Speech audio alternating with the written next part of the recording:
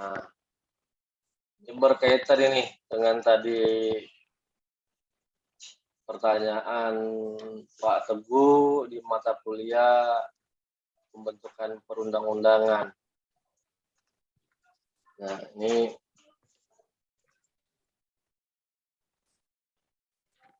berkaitan dengan dualisme kekuasaan legislasi dalam sistem presidensial di Indonesia.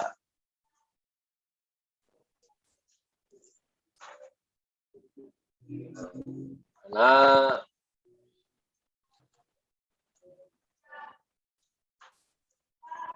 sesuai dengan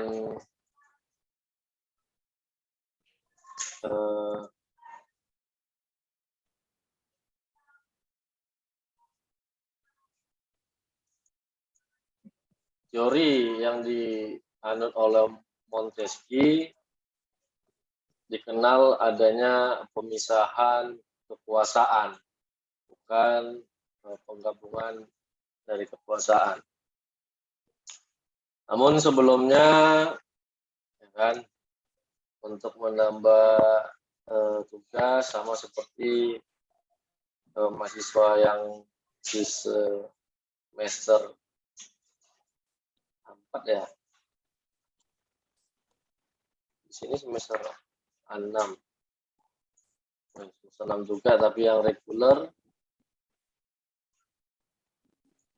Nah, saya coba, kalau Pak Teguh sudah pasti mumpuni, ya kan, tugasnya adalah membuat jurnal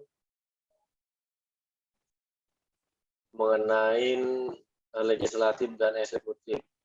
Topik dan temanya bebas, disesuaikan dengan keinginan sendiri ataupun mengikuti dari RPS kita. Ada 14 pertemuan itu ada berbeda materinya. Nah, jadi bisa dilihat mau diambil apakah mengenai dualisme kekuasaan legislasi misalnya kan, dan buat dalam bentuk tulisan jurnal, yang bukan dalam bentuk makalah. Ini kalau Pak Teguh ini sudah paham lah, karena merupakan dosen juga. Ya, kalau makalah biasanya mahasiswa buatnya 3 bab.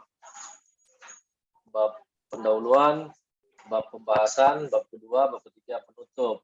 Namun kalau jurnal ada mengenai metode penelitiannya, dan kemudian kajian teoritisnya.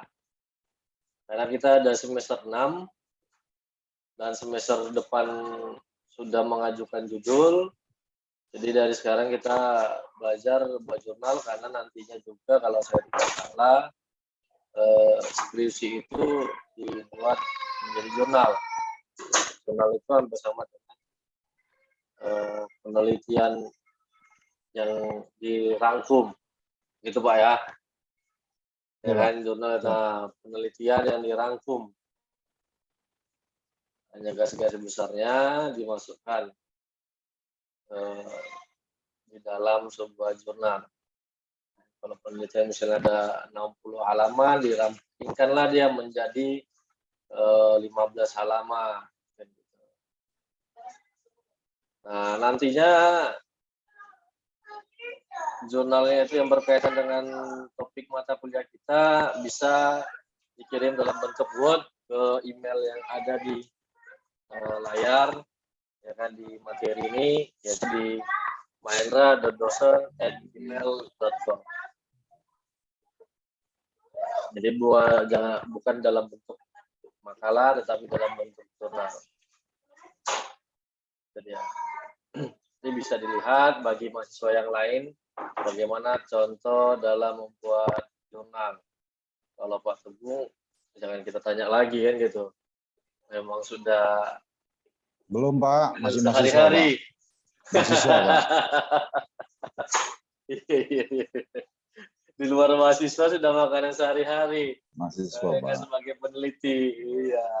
Jadi nantinya dikumpul pertemuan ke-14 paling lama, tapi boleh sebelum pertemuan itu nggak ada masalah, mana tahu ingin koreksi, tapi belum pernah menulis jurnal kan gitu, Pak ini udah saya buat, apakah ini sudah bisa atau belum Pak, atau ada perbaikan, nanti akan kita koreksi mana yang perlu diperbaiki atau tidak. Kan, mana tahu nanti setelah pada saat membuat skripsi, sudah dengan mudah saudara membuat jurnalnya. Gitu. Jadi kalau saya memang hobi membuat tugas kepada mahasiswa, dikumpulnya tidak seminggu atau 2 minggu ke depan, tapi bisa 6 minggu ke depan. Karena itu pun belum tentu siap. Ya kan, membuat mahasiswa terlena. Masih ada kok 5 minggu lagi. Nanti aja lah dikerjakan. Ya kan, inilah tradisi kita kan gitu.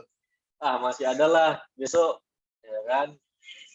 Nah, hingga akhirnya pada saat sudah injury time nggak dikerjakan, gitu dia.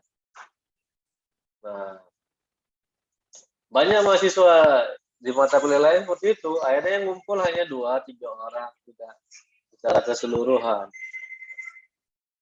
Kenapa? Karena dianggap ya masih ada waktunya, nanti aja lah, bentar lagi lah, atau minggu depan lah, dan sebagainya.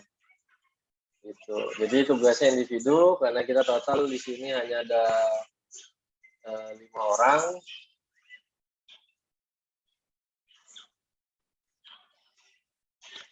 Nah, jadi nggak usah dia kelompok, itu saja.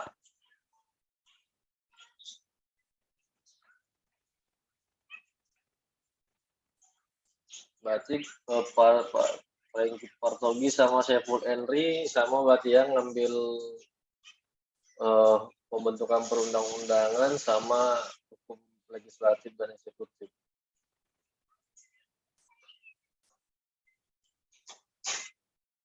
Baik, jadi sama juga halnya untuk mata kuliah ini juga mata kuliah yang baru bagi saya,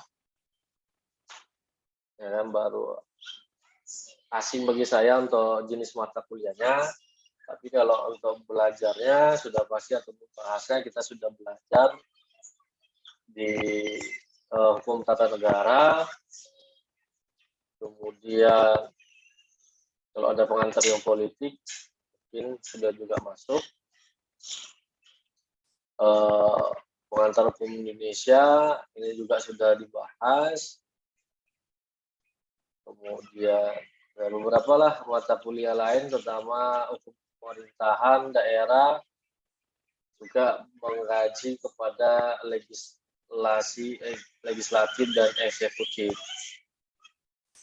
Nah, materi kita pada hari ini berkaitan dengan dualisme kekuasaan, legislasi. Legislasi ini adalah membentuk peraturan perundang-undangan.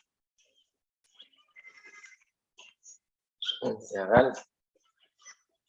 Karena hal ini berkaitan dengan konsep dari sistem pemerintahan, di mana sistem pemerintah adalah hubungan antara lembaga legislatif dan eksekutif. Indonesia merupakan negara dengan sistem pemerintahan presidensial.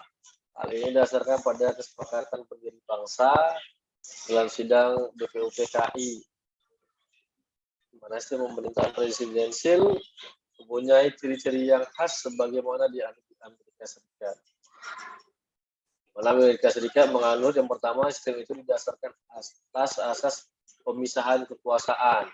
Yang kedua, tidak ada pertanggungjawaban bersama antara presiden sebagai pemimpin eksekutif dengan anggota-anggotanya. Anggota-anggota yang bernama menteri itu sepenuhnya bertanggung jawab kepada presiden.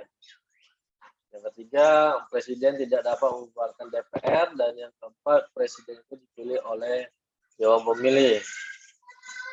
Jadi sistem pemerintahan presidensial sebagaimana berlaku di Amerika Serikat, lalu bagaimana sistem pemerintahan di Indonesia. Kata kuncinya adalah kita lihat adalah pemisahan kekuasaan antara legislatif dan eksekutif. Tetapi dilihat ada hubungan yang bagaimana itu ketika dalam hal pelaksanaan daripada undang-undang itu tadi. Nah, ketika dalam pembentukannya, legislatif dapat meminta masukan dari sistem pemisahan kekuasaan, meminta masukan pendapat dari pemerintah terkait fenomena-fenomena yang timbul di tengah masyarakat. Kenapa yang berinteraksi secara langsung dengan masyarakat adalah kepala pemerintah maupun kepala negara.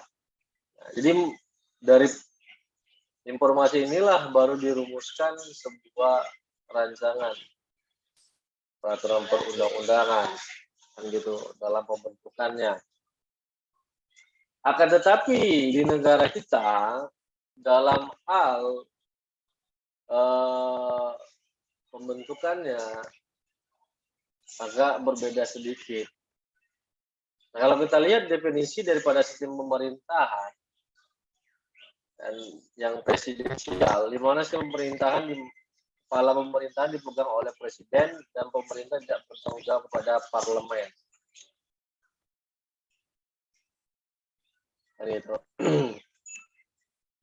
Ciri-cirinya adalah pemisahan kekuasaan. Eksekutif tidak mempunyai kekuasaan untuk menyatu dengan legislatif. Kabinet bertanggung jawab kepada presiden, eksekutif dipilih melalui pemilu. Dan poin 1 dan poin 2 ini merupakan ciri khas daripada sistem pemerintahan presidensial. Eksekutif tidak mempunyai kekuasaan untuk menyatu dengan legislatif maupun terjadinya penggabungan kekuasaan.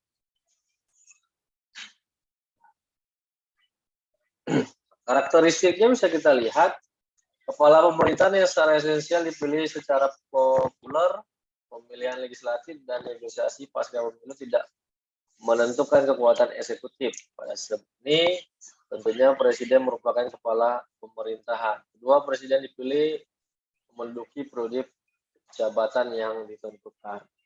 Nah, kalau kita lihat dari karakteristik dan sistem daripada pemerintahan presidensial, antara legislatif dan eksekutif itu berdiri sendiri. Artinya dalam menentukan kebijakannya, dalam membuat atau melaksanakan tugas dan tanggung jawabnya bisa dilakukan secara tunggal tanpa meminta ikut campur dari pihak lainnya.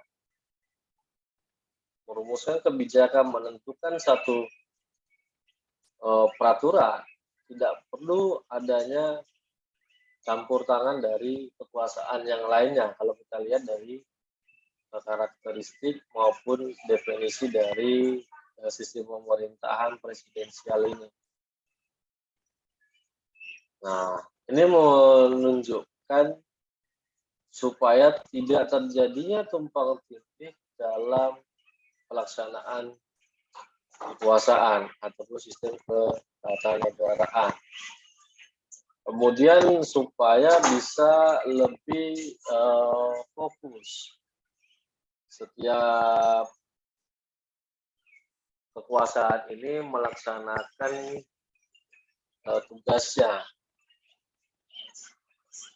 Gitu dia.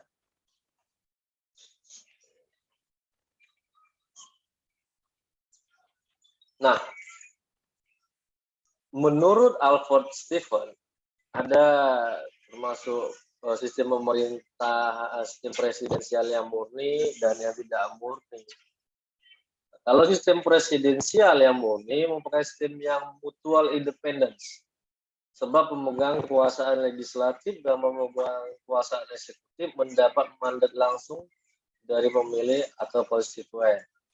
Dengan pemisahan tersebut, idealnya dalam sistem presidensial, badan legislatif menentukan agendanya sendiri, membahas dan menyetujui rancangan undang-undang pun sendiri pula. Lembaga legislatif mengusulkan dan memformulasikan dan dapat bekerja sama dengan eksekutif dalam merumuskan legislasi, terutama pada saat partai politik yang sama berkuasa di kedua cabang pemerintah ini. Ini menimbulkan terjadinya wujud dari dualisme dari sistem legislasi. Kalau menurut Alfred tadi, ya seyogyanya sistem pemerintahan presidensial itu tadi yang saya katakan nggak bisa ikut campur yang lainnya gitu ya. Dalam menentukan agendanya, membahas maupun menyetujui kebijakan yang dibuat itu ya sendiri gitu dia. Nah, tetapi di dalam sistem pemerintahan presidensial yang tidak murni, karena juga kita menganut aliran Montesquieu yang tidak murni, mengakibatkan eksekutif dalam merumuskan legislasi bisa ikut campur. Nah, yang rusaknya tadi yang seperti tadi yang kita bahas dengan di mata kuliah sebelumnya, Pak Teguh, ya kan?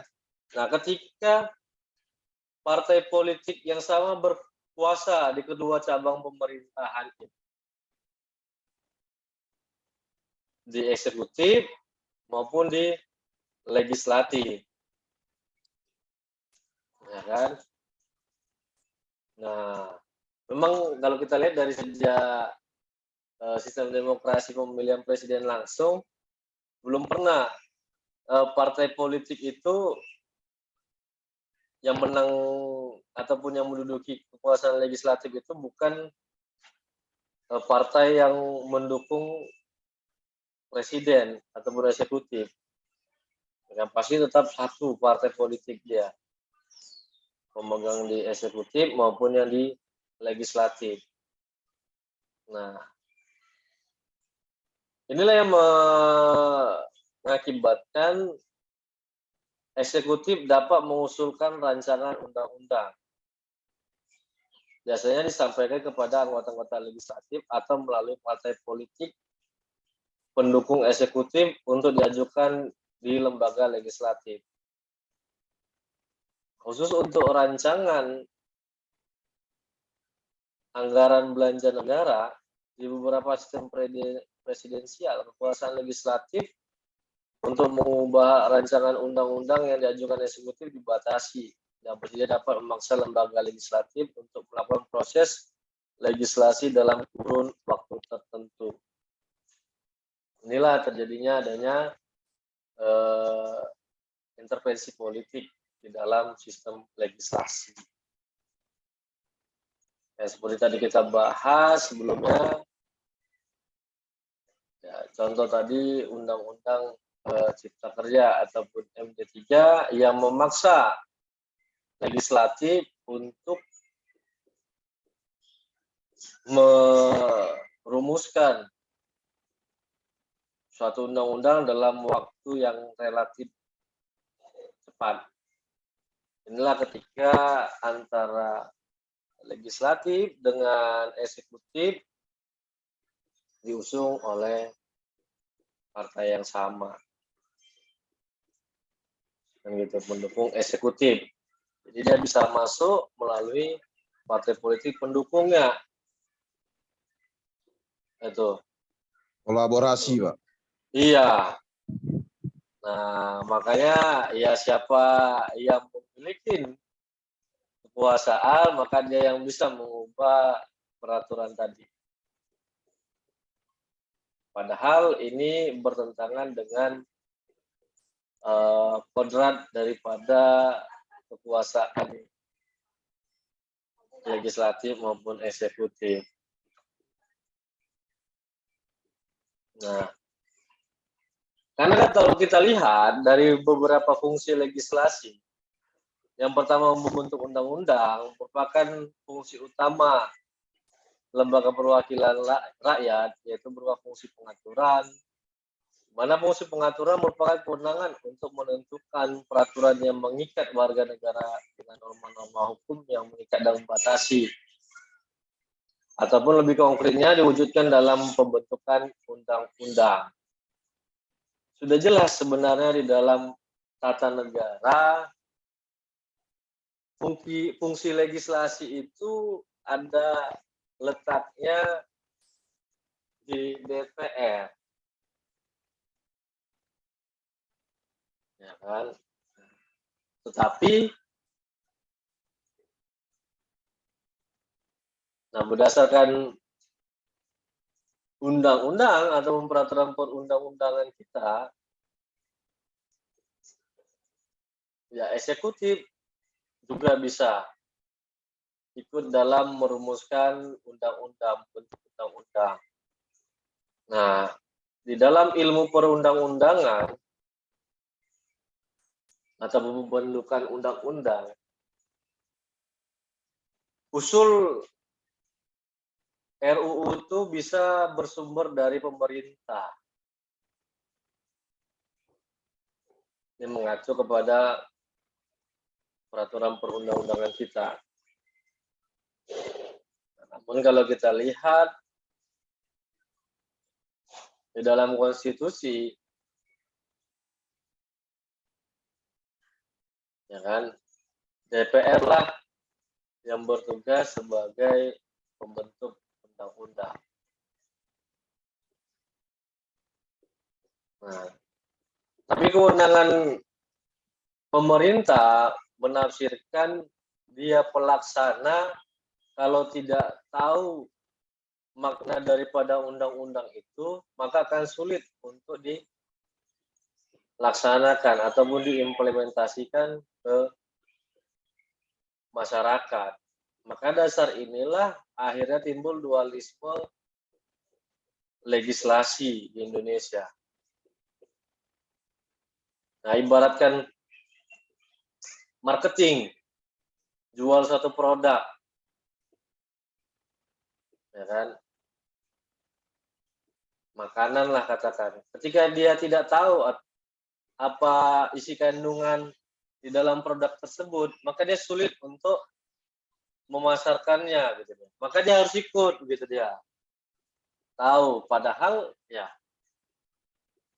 dengan melihat komposisi saja seharusnya dia sudah paham, tapi tidak. Dia ingin melihat wujudnya ini, komposisi ini. Inilah ilustrasinya. Nah, ya kan? Padahal ya ketika marketing misalnya kendaraan bermotor, dia memasarkan suatu kendaraan, tidak harus dia memiliki kendaraan itu. Tetapi dengan dia bisa melihat, membaca dari spesifikasi buku petunjuk yang ada, dia bisa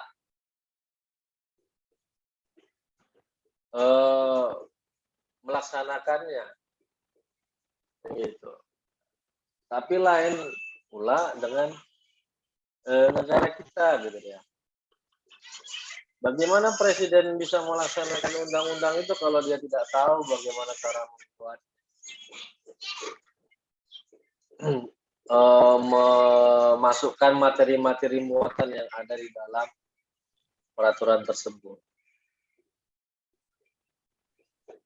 Kenapa? Karena dia dianggap melaksanakan daripada undang-undang tadi. Izin diskusi, Pak. Ya, silakan. Boleh, Pak? Boleh, Pak, boleh. Pak, saya sampai sekarang masih bingung saya. Jadi pemerintahan Republik Indonesia ini sekarang menganut sistem presidensial atau parlemensial. Di dalam undang-undang dinyatakan parlemensial, tapi dalam kenyataannya presidensial, antar dua kutub yang saling bertabrakan nih, Pak. Satu itu, Pak. Yang kedua terkait dengan legislasi memang sudah apa ya, Pak? Makin kalau orang Jawa bilang nggak genah nih katanya. Makin nggak makin amburadul nih, Pak.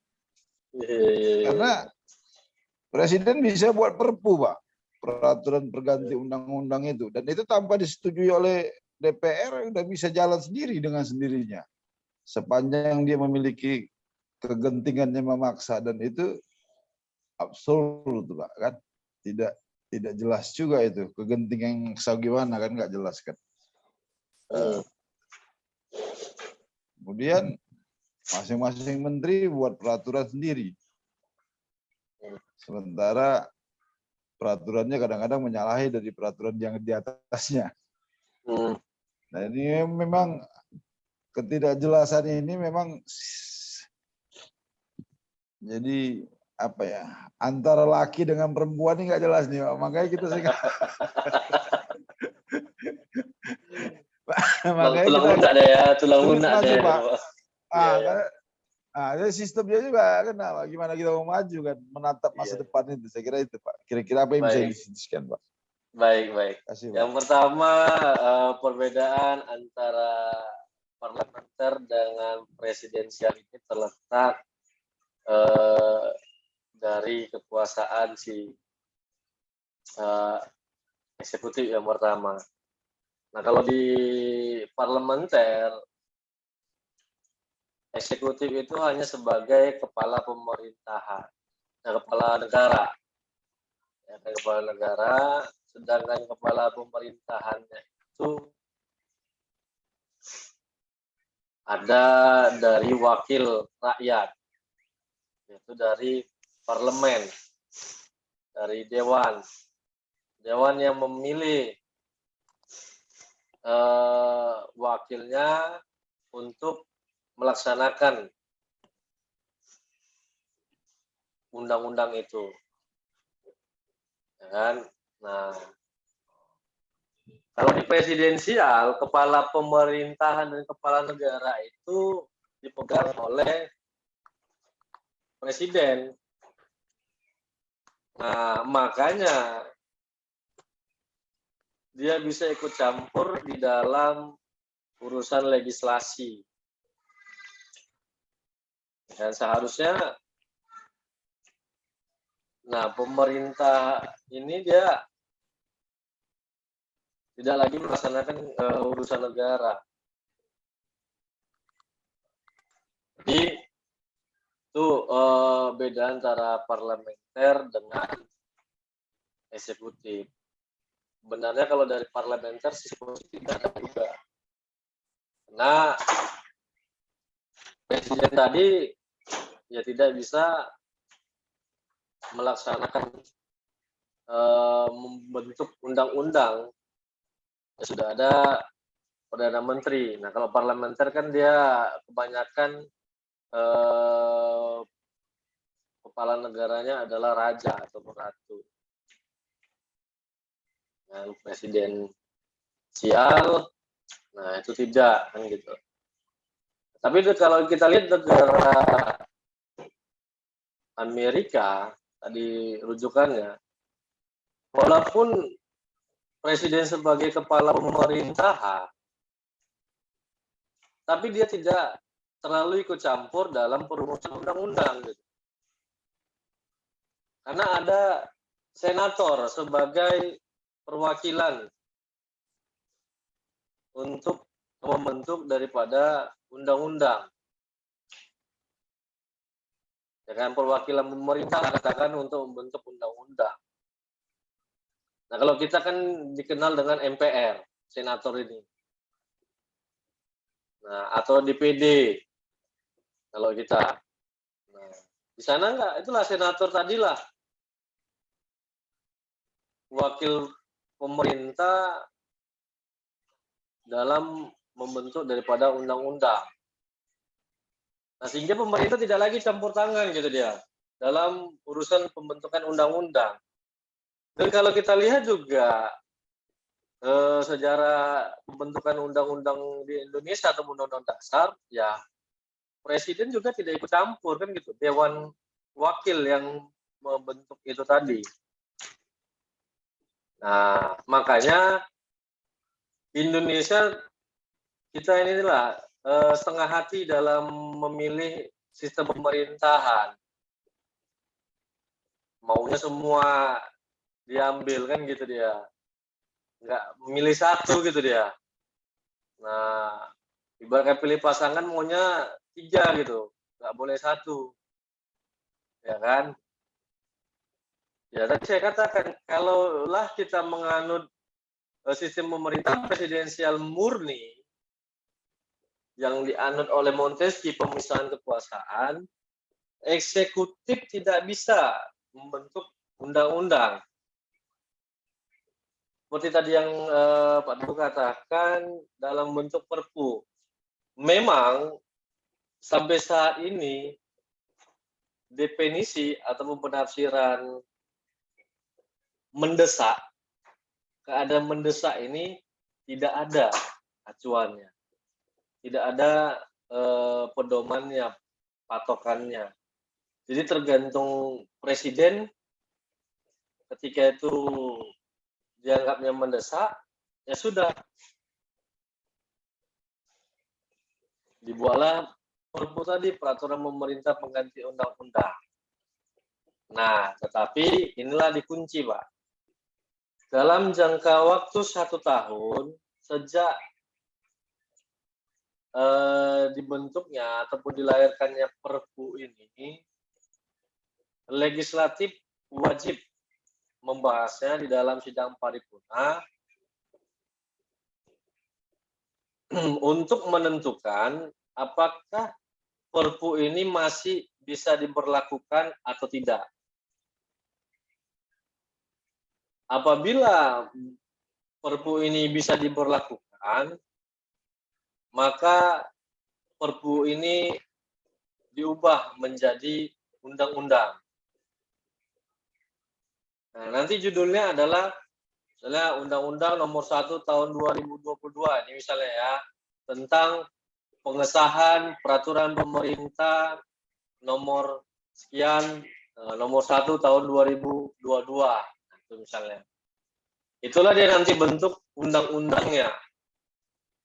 Apabila dalam jangka waktu 1 tahun setelah perpu ini dilahirkan,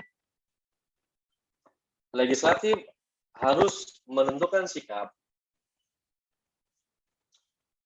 menyetujui perpu ini atau tidak. Ketika ini dianggap sudah tidak bisa berlaku lagi, maka DPR membatalkannya.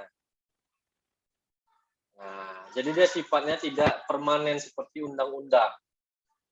Perpu ini ada masanya, yaitu 1 tahun paling cepat dia harus bisa ditentukan apakah masih bisa diterapkan apa tidak. Apabila tidak, maka akan keluar undang-undang mengenai pembatalannya. Apabila disetujui, akan lahir undang-undang mengenai pengesahannya. Nah, seperti itu. Nah, dualisme kekuasaan yang dipegang oleh eksekutif ini dari segi positif dan negatifnya pasti ada. Nah, dari segi positifnya, sebelum dia melaksanakan undang-undang itu, dia sudah terlebih dahulu memahami materi-materi muatannya.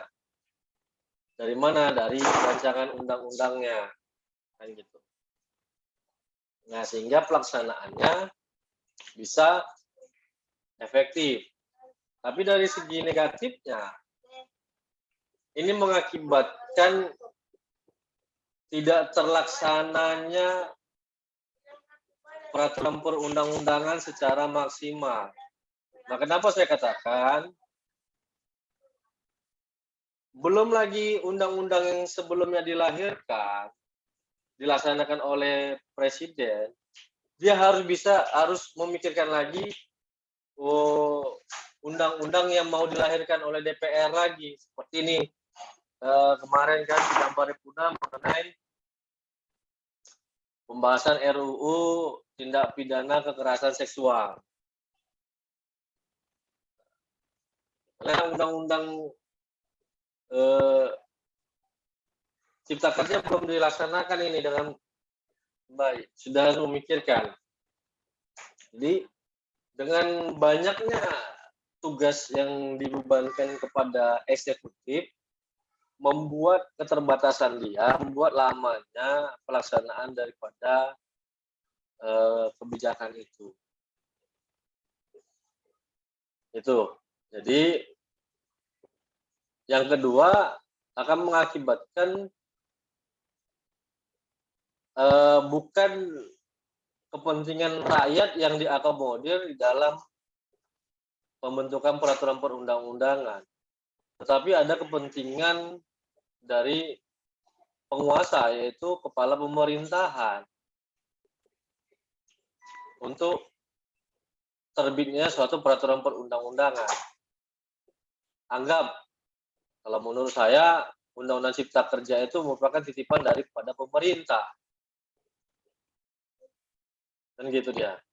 Nah, inilah yang mengakibatkan ya fungsi utama eksekutif sebagai pelaksana daripada undang-undang sudah hilang. Nah, makanya ketegasan kita memang ya dibilang presidensil murni pun tidak, dibilang parlementer pun juga tidak. Itu jadi kita bisa dibilang campuran, kombinasi kedua-duanya itu mengambil. Nah, mengkolaborasikan dua sistem pemerintahan. Ya kan? Nah, makanya di negara presidensial itu tidak mengenal adanya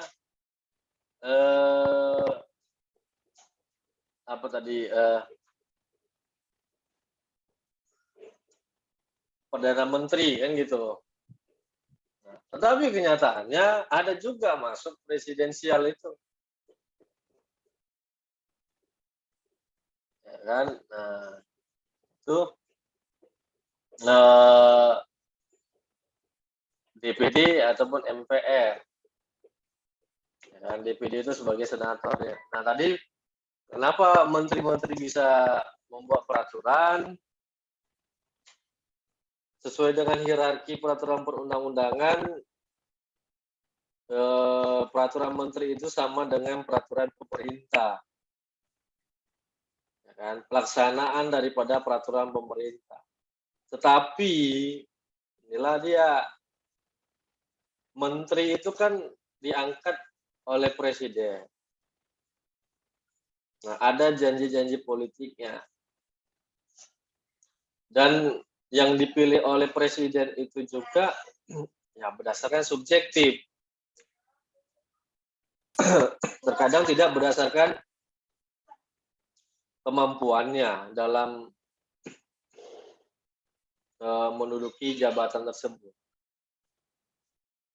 Sehingga tidak jarang dalam pembentukannya peraturannya itu ya bertentangan dengan peraturan yang lebih tinggi. Kalaulah paham setiap menteri itu dalam membuat peraturannya,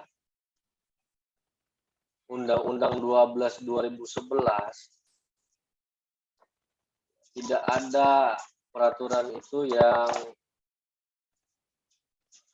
sesuka hatinya saja, seperti kemarin tentang BPJS, Menteri Tenaga Kerja.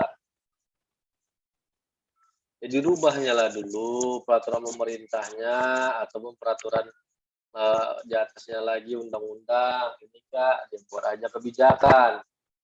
Ya kan, ini ibaratkan apa ya? Cek sound ya kan.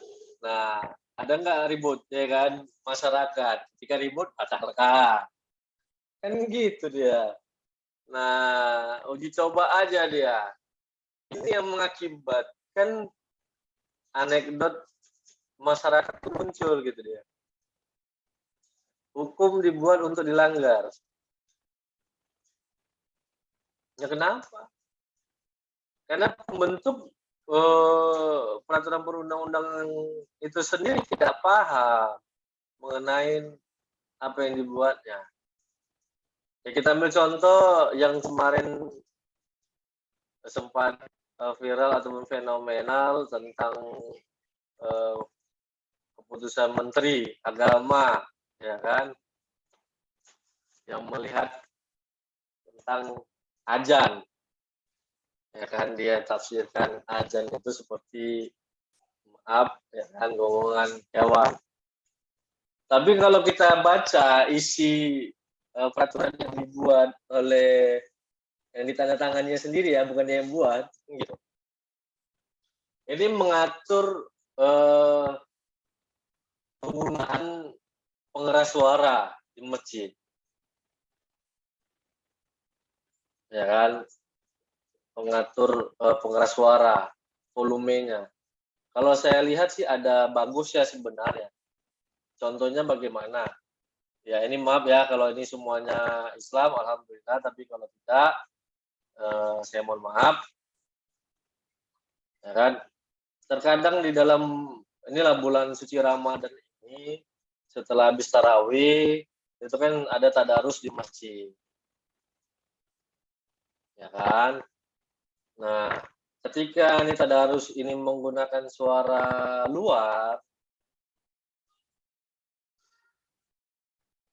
dalam membaca Al-Quran, Foresi kalau tidak salah, ada guru saya juga mengatakan ketika kita mendengarkan orang membaca Al-Quran secara langsung ataupun mendengarkan Al-Quran yang dibaca oleh seorang, bukan dia kaset, ketika mendengar, ketika bacaannya benar, maka yang mendengarkan juga mendapat pahala.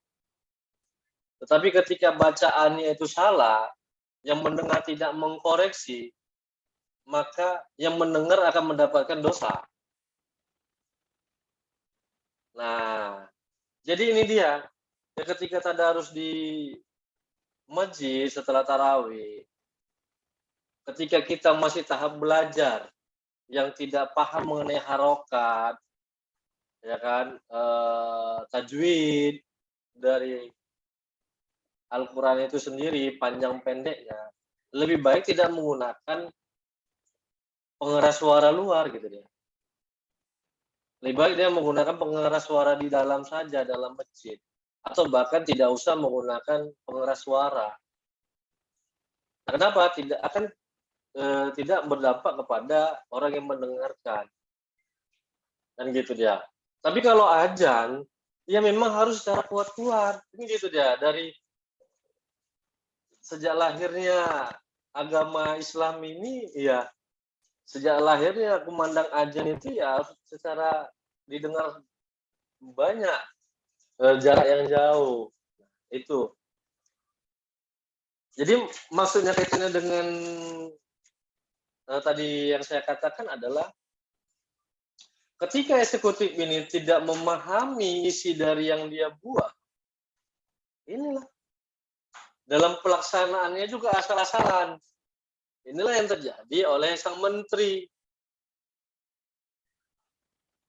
ya kan? Nah kalau saya sependapat, makanya kan MUI sependapat dengan peraturan yang dia buat, tapi dia sendiri tidak paham dengan yang dia buat. Ini yang celakanya. Nah, makanya ya dalam membuat suatu rumusan, ya serahkanlah kepada ahlinya. Dia bicarakan dulu dengan DPR sebagai ahli daripada pembentuk undang-undang. Ya kan? Ini yang seharusnya. Serahkanlah kepada DPR yang membuat undang-undang itu. Tanya dulu. Ya kan, bro, aku mau buat permen ini, membuat instruksi nih. Betul nggak ini isinya? Bisa nggak? Gimana nih implementasinya? Kan gitu. Baru bisa dia laksanakan. Nah, makanya seperti tadi yang Pak Teguh katakan, ya menteri boleh nggak membuat undang-undang? Boleh. Membuat peraturan boleh, tetapi dia tidak boleh melanggar dari aturan yang lebih tinggi. Dalam membentuknya dia harus merujuk kepada aturan yang ada. Nah, ini kan tidak ucok dia, uji coba kemampuan. Yang betul nggak ini udah peraturan yang saya buat? Kalau nggak, udah biar aja. Kan ada presiden, ada Mahkamah Agung yang membatalkannya. Ya kan? Makanya kita selalu diakhiri sebuah keputusan itu apabila terdapat kekeliruan dalam keputusan ini akan diperbaiki sebagaimana mestinya. Kan gitu dia. Nah, inilah dia yang membuat, ya udahlah buat aja dulu, nanti urusan-urusan belakangan lah itu. Salah-salah lah itu, yang penting cair dulu anggaran itu. Nah, itu dia. Yang penting anggaran dulu cair. Urusan benar salah belakangan. Ada wakil Tuhan di dunia yang menentukan benar salahnya. Kan gitu dia. Nah, itulah dia. Jadi akibatnya ketika terjadinya dualisme ini menyebabkan banyaknya kepentingan-kepentingan yang akan terjadi ataupun termuat di dalam materi muatan. Materi muatan itu adalah pasal demi pasal yang terkandung di dalam peraturan perundang-undangan itu. Nah, ya kan? Jadi seperti itu dia, Pak Teguh. Iya Pak, memang yang namanya dualisme ini nggak bisa apa? Iya, nggak bisa adil Pak ya. Ya kan? Nah, Iya. Nah, jadi poligami jangan aja juga dualisme. nggak bisa adil ya.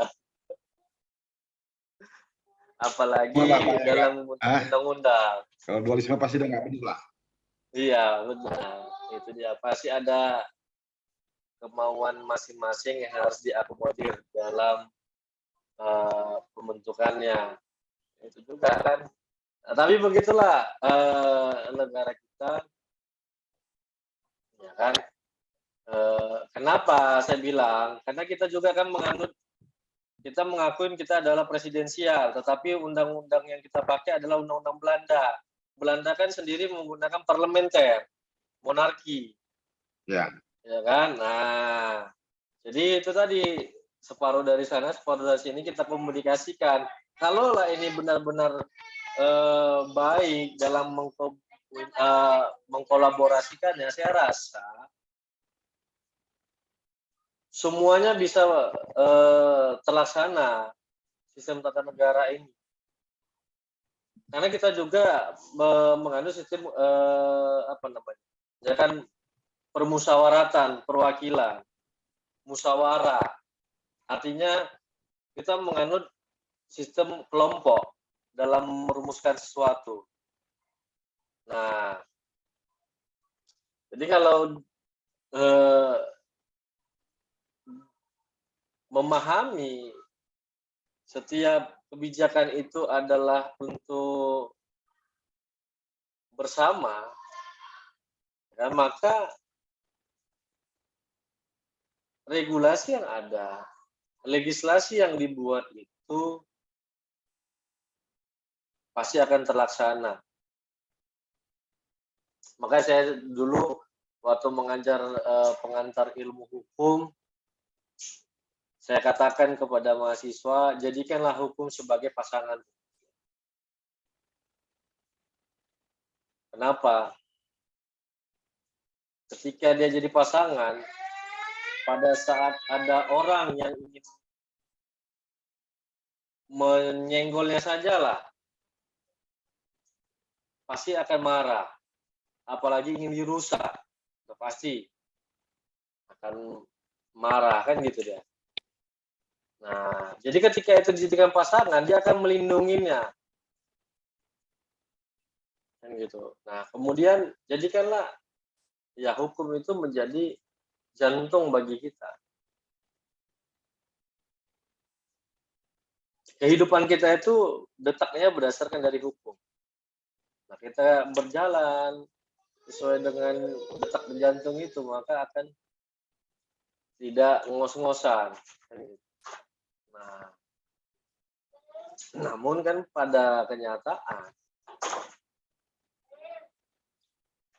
Nah, dalam pembentukan perundang-undangan itu tidak berjalan sebagaimana mestinya. Kenapa? Ada keterbatasan sumber daya manusia mungkin maupun faktor lainnya yang mengakibatkan dan terjadinya dualisme ini. Nah, dianggap legislatif itu tidak mampu dalam membentuk RUU sehingga perlu adanya eksekutif untuk membantunya, ya kan? Nah, bisa jadi sumber daya manusianya kurang. Karena kita ambil contoh lah, kita lihat sistem demokrasi ini. Orang yang memiliki uang, maka dia yang akan dengan mudah untuk menjadi ataupun menang di kompetisi legislatif. Tidak dilihat dari kemampuannya. Benar apa benar? Ya kan? Coba pemilihan legislatif itu sama seperti pemilihan ASN maupun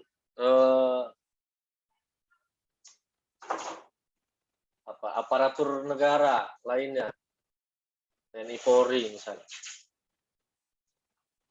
Bayangkan ketika kita ingin mendaftar sebagai ASN, ada syarat dan ketentuan. Ada ujian-ujian, tahapan-tahapan yang harus dilalui. Kan gitu dia. Nah, banyak syarat dan ketentuan pelakunya.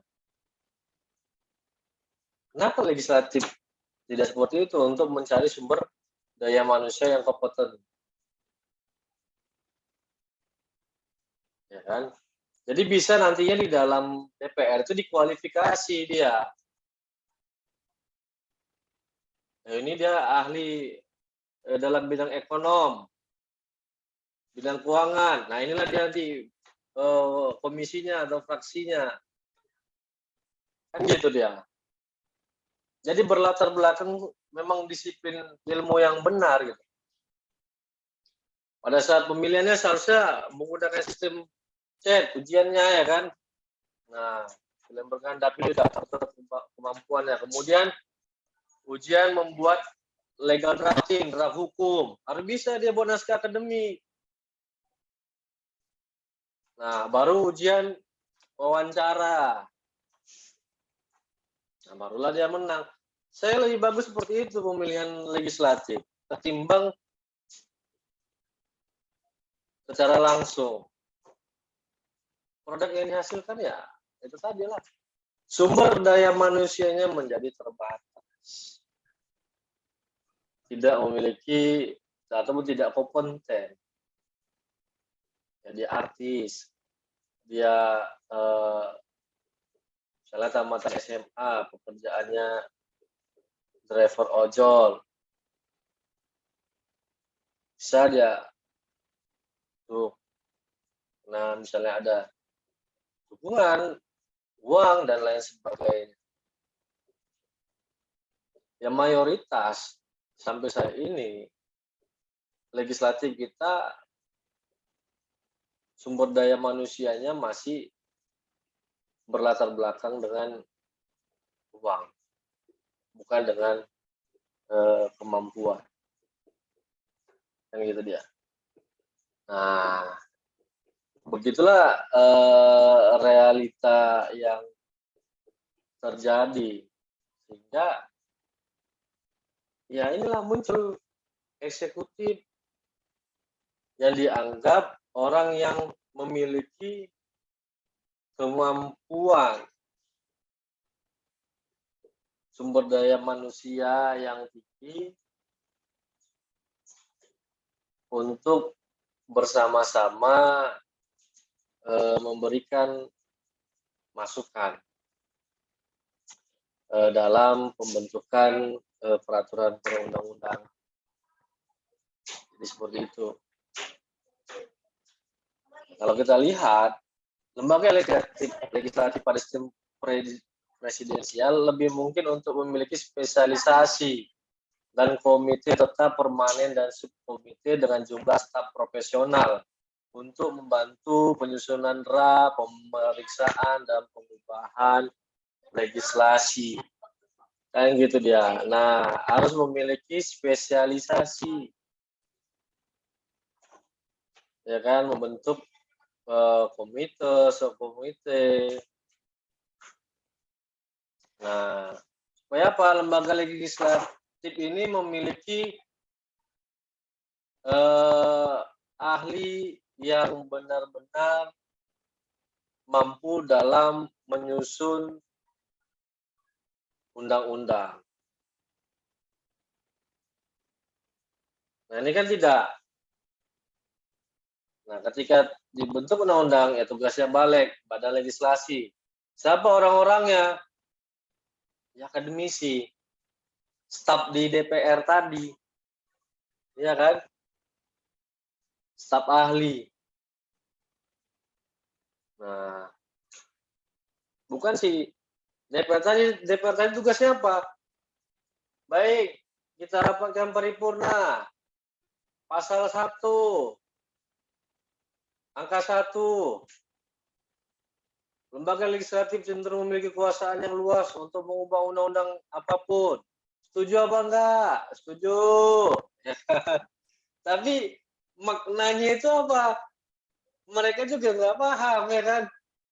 Bayangkan kemarin jadi viral kan ketika pembahasan RUU rapat paripurna ada yang kedapatan nonton video porno. Ya. Nah, inilah menunjukkan spesialisasi ataupun kapabilitas sumber daya manusianya tidak ada. Nah, dosen saya dulu ini merupakan panutan saya, rekan saya waktu di S1.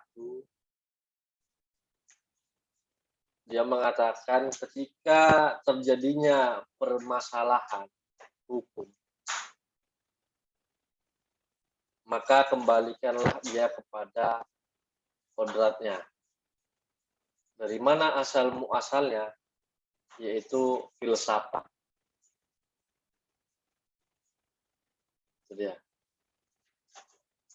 Hukum terbentuk dari filsafat.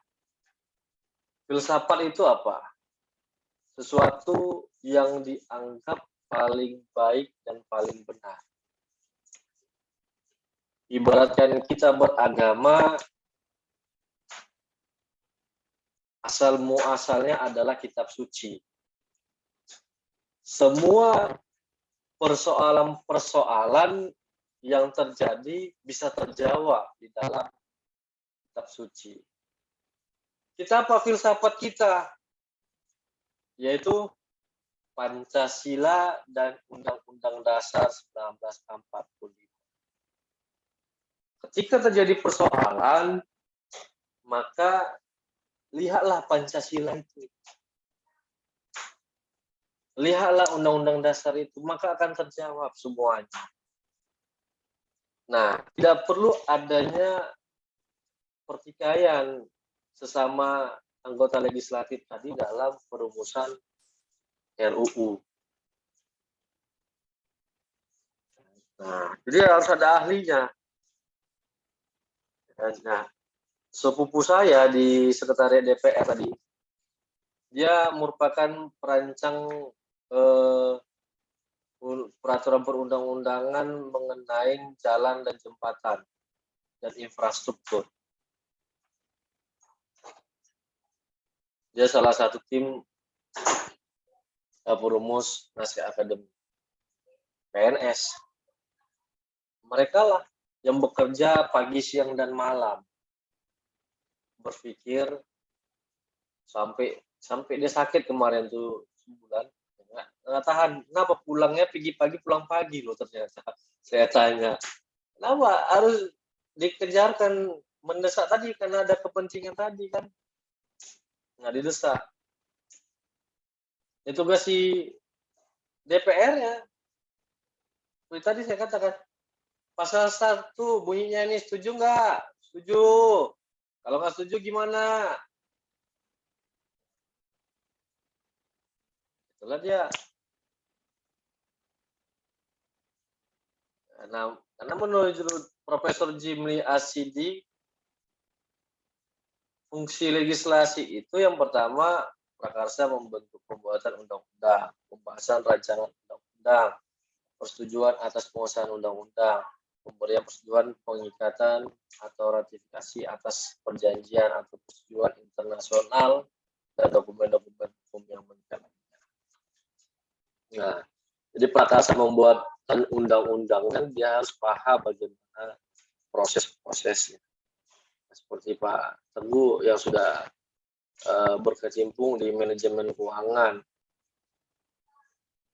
sudah layak dalam merumuskan kebijakan tentang investasi, tentang perpajakan, misalnya, kemudian tentang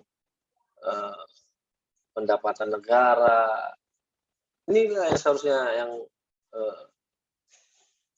menduduki di legislatif, gitu dia. Jadi ada salah satu tim saya di kantor kan, kebetulan ada buka jasa kecicilan juga, jasa hukum. Beliau staf di DPRD Kabupaten Batubara juga. Nah, ditempatkan di dalam badan legislasinya dalam membentuk perundang-undangan. Ya, beliau lah yang siang malam dan kadang minta bantuan saya untuk membahas, mengkaji dari naskah akademiknya perda tersebut. Sudah sesuai apa tidak, apakah ada masukan apa enggak dari kajian-kajian. Itu bukan hal yang cukup mudah untuk membahasnya. Harus kita kaji dari beberapa macam teori, aspek, dan gitu. Nah, ketika saya mau gali ke dalam, ini lama, saya bilang, udah, buat aja, ala kadarnya aja. Karena mau disidangkan secepatnya ini, gitu. Waduh. Jadi produknya ya udahlah. Produk yang abal-abal jadi cacat terus, gitu. Produk gagal. Itu. Nah, karena nggak bisa sebentar, 1 hari 2 hari dalam ya kan. Tapi begitulah instan semua produk-produk yang harus kita buatkan. Dan nah, sama nih dengan ini di layar, dengan fungsi legislasi dalam sistem presidensi didasarkan pada adanya pemisahan kekuasaan yang tegas. Dan dengan demikian sistem presidensial, badan legislatif menentukan agendanya sendiri. Ini yang bersama kan. Namun dalam sistem negara modern ada hubungan fungsional antara eksekutif dan legislatif. Bahkan dalam fungsi legislasi di Indonesia dilakukan secara bersama-sama antara eksekutif dan legislatif. Ya kan? Nah, jadi presiden memiliki hak untuk mengajukan rancangan undang-undang. Jadi ada sumbernya dari presiden, ada sumbernya dari DPR itu sendiri. Sumbernya dari rakyat langsung, ya nggak ada. Yang ada dari DPD. Nah, itu pun hanya batasan dalam hal untuk otonomi daerah. Di luar itu nggak bisa dia ikut campur dalam membentuk undang-undang. Nah, itu. Jadi terjadinya dualisme ini bisa jadi faktornya adalah kepentingan daripada keinginan si penguasa untuk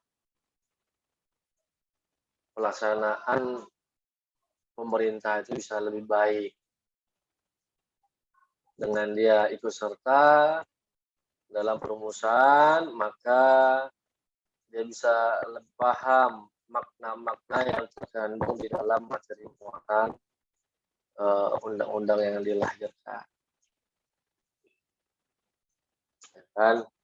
Nah, saja. Kemudian untuk menunjukkan sistem demokrasi. Karena presiden adalah pelayan daripada masyarakat,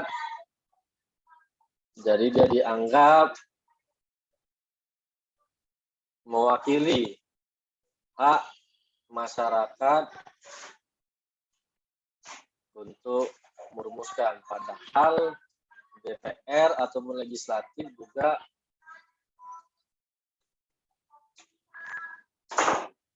adalah wakil dari masyarakat. Makanya konsep kekuasaan, pemisahan kekuasaan menurut John dan Alexander ini ada 4. Yang pertama, the supremacy of statehood.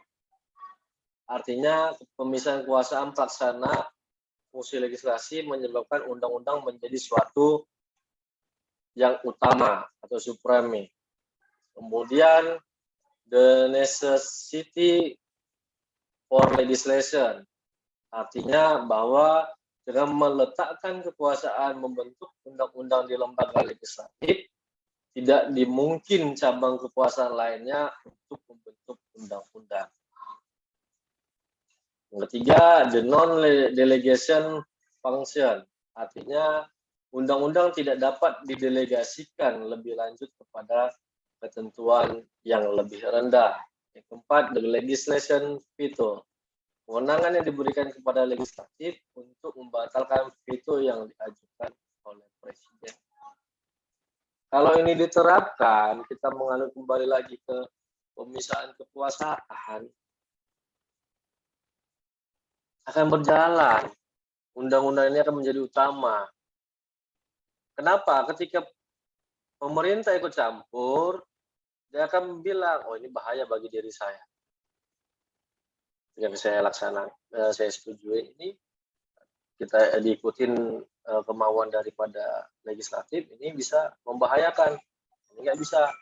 Haruslah ikut campur di dalam pembentukannya. Tapi kalau 4 konsekuensi, ya kan? Nah, pemisahan kekuasaan ini jelas tidak mungkin ada yang lain bisa membentuk undang-undang. Serahkan semuanya. Ketika menteri membentuk peraturannya, tanya dulu sama ahlinya, ya kan? Ya sama kita ada peribahasa malu bertanya saat di jalan. Ya kan? Nah, gitu juga seharusnya. Ketika terjadi suatu persoalan, tanya ahlinya untuk menjawab itu. Jangan kita paksakan diri kita untuk menafikan sesuatu yang kita tidak pahami. Karena membodohi orang lain, kan gitu. Nah, kan? Pintar tak terajari, bodoh tak terikuti katanya. Kan gitu dia. Akhirnya ya menerima masukan dari orang lain juga tidak. Nah, apa hubungan presiden dan DPR dalam melaksanakan fungsi legislasi? Fungsi legislasi tetap mengacu pada adanya pemisahan kekuasaan antara eksekutif dan legislasi. Namun tidak diterapkan secara mutlak. Hal ini ditandai dengan adanya wewenang presiden untuk ikut serta dalam mengajukan suatu rancangan undang-undang, membahas bersama dengan DPR untuk mencapai persetujuan bersama, serta mengesahkannya menjadi undang-undang. Bahkan yang paling aneh, diadanya hak veto presiden dalam fungsi legislasi, walaupun bersifat veto relatif. Apa itu? Tadi yang seperti Pak Tempu bilang, dalam membuat perpu, hak veto dari presiden. Inilah yang anehnya. Jadi hubungannya, ya itulah dia. Kenapa? Ya kan? Nah, kalau kita lihat sebelum amandemen, presiden memegang kekuasaan membentuk undang-undang dengan persetujuan DPR. Namun perubahan, DPR memegang kekuasaan membentuk undang-undang Nah, dengan ketentuan tersebut terjadi pergeseran fungsi legislasi, fungsi pas tengah hati, tetapi telah terjadi perubahan berdasar dengan diberikannya fungsi legislasi ke badan perwakilan. Sama juga peran eksekutif masih sangat besar di dalam pembentukan peraturan perundang-undangan. Itulah dia. Ada lagi yang mau kita diskusikan?